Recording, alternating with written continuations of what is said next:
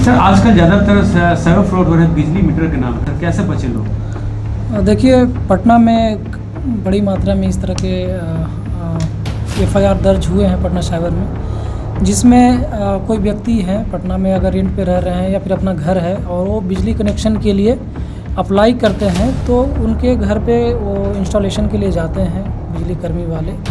उसके अगले दिन ही उनके पास कोई अनजान नंबर से बिजली मीटर, जिस पे व्हाट्सएप पे बिजली मीटर का लोगो भी लगा हुआ रहता है बिजली ऑफिस का, और उनसे यही बातें बताई जाती है कि आपने अप्लाई किया है और आपका इंस्टॉलेशन के लिए कुछ प्रक्रिया आपको करने हैं, जिसमें उनको एक एपीके फाइल व्हाट्सएप के माध्यम से भेजा जाता है।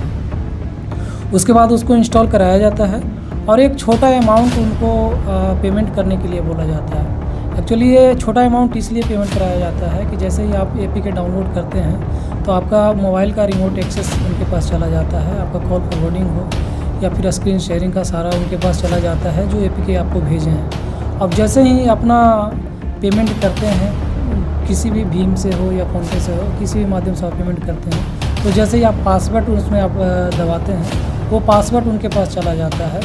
और चूँकि वो आपका मोबाइल एक्सेस लिए हुए हैं तो एक यूपीआई आपके नंबर से वो इंस्टॉल कर लेते हैं और उसके माध्यम से आपके अकाउंट में जितने पैसे होते हैं वो आपको विड्रॉ कर लेते हैं। अवेयरनेस कैसे हो लोग इसमें लोगों से यही अनुरोध है कि अनजान नंबर से अगर कोई ऑफिस बिजली कर्मचारी बन करके बात करता है तो आप पूरी तरह से आश्वस्त हो लें कि वो नंबर वेरीफाइड है या फिर बिजली ऑफिस से ही फ़ोन आ रहा है।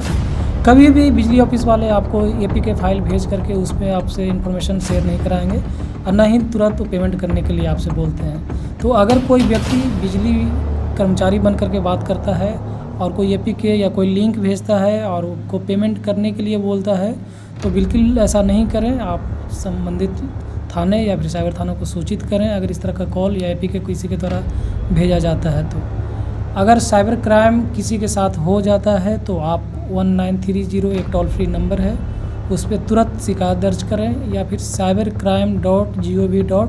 पोर्टल है, इस पर आप खुद से कंप्लेन कर सकते हैं। सर कभी कभी उनको लगता है कि मैं ठगी नहीं हो रहा हूँ, लेकिन फिर उनकी बातों से एक्सप्लेन हो जाते हैं, लेकिन समझ में तब आता है, लगता है कि मैं अब ठगी का शिकार होने जा रहा हूँ। ऐसे वो क्या करें? देखिए, अगर आपको ऐसा प्रतीत हो जाता है तो आप लोकल थाना या फिर स्थानीय थाना है उनको इसकी सूचना दें कि इस नंबर से ऐसा ऐसा बोल करके फ़ोन किया जा रहा है या फिर एपीके फाइल भेजा जा रहा है। या तो फिर आप डायरेक्ट कंप्लेन भी 1930 पे या cybercrime.gov.in पे आप कंप्लेन कर सकते हैं कि इस नंबर से ऐसा ऐसा व्यक्ति बिजली कर्मचारी बन करके एपीके फाइल भेज करके कुछ पैसे पेमेंट करा रहे हैं, ताकि यह बोल करके कि उनका कनेक्शन कटने वाला है या फिर इंस्टॉलेशन की प्रक्रिया बाधित हो जाएगी। और ऐसा करने के बाद पैसे कट जाते हैं तो उसमें होल्ड करने के लिए क्या करना होगा? 1930 एक टोल फ्री नंबर है या फिर cybercrime.gov.in पे जैसे ही आपके साथ साइबर क्राइम हो जाता है, किसी भी तरह का साइबर अपराध होता है, तो तुरंत ही आप इस नंबर पे कंप्लेन दर्ज करें। अगर पैसा आपका कट गया है, अगर तुरंत आप कंप्लेन करते हैं तो संभावना है कि आपका पैसा होल्ड हो जाए, आपको वापस कराया जा सके। 24 आवर रिसीवर आता है सर?